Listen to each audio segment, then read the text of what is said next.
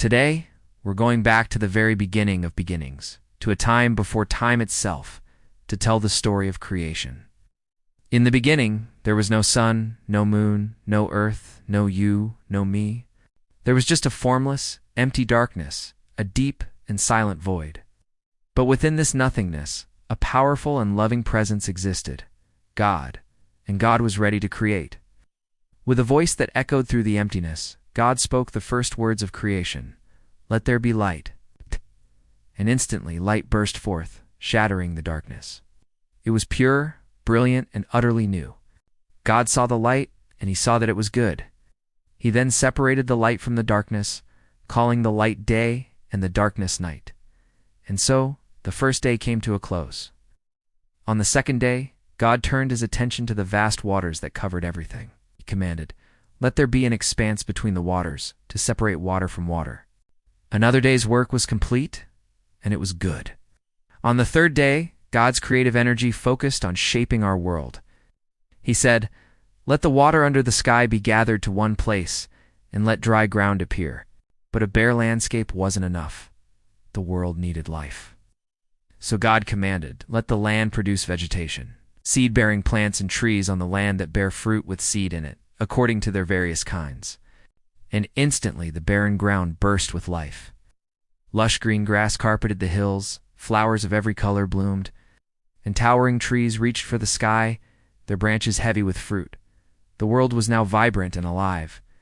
The third day ended, filled with the promise of growth. The fourth day was about lighting up the cosmos. God looked at the expanse of the sky and said, "He made two great lights, the greater light to govern the day, which we call the sun, and the lesser light to govern the night, the moon."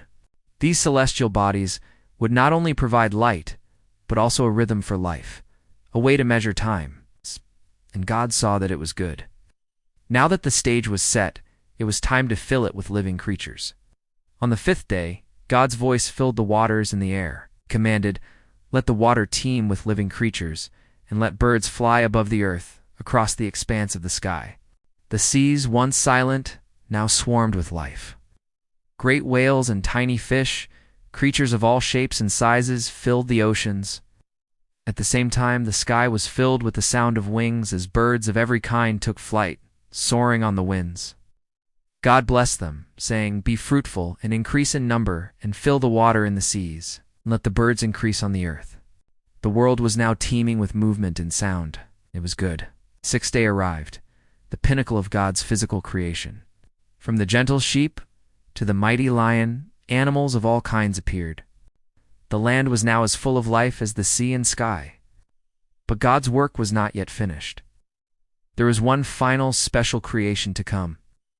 In a moment of divine intention, God said, "Let us make mankind in our image, in our likeness, so that they may rule over the fish in the sea and the birds in the sky, over the livestock and all the wild animals, and over all the creatures that move along the ground." So from the dust of the ground, God formed the first man, Adam. He breathed into his nostrils the breath of life, and the man became a living being. Created in God's own image, humanity was given a unique place of honor and responsibility over all of creation. God then saw that it was not good for the man to be alone. So he caused Adam to fall into a deep sleep, and from him he created a companion. The first woman, Eve. They were the crowning achievement of his creation, made to love, to care for the world, and to be in relationship with their Creator. God looked over everything he had made: the light, the sky, the land and seas, the sun, moon, and stars, the plants, the animals, and now humanity. And he saw that it was very good. With the work of creation complete, the sixth day drew to a close. And so, on the seventh day, God rested from all his work. Blessed the seventh day and made it holy, a day of rest and reflection, a reminder of the beauty and wonder of the world he had brought into being. This is the story of the beginning, a story of how, from nothing, came everything, a story of order from chaos, light from darkness, and life from emptiness. Thank you so much for joining me on this journey back to the dawn of time.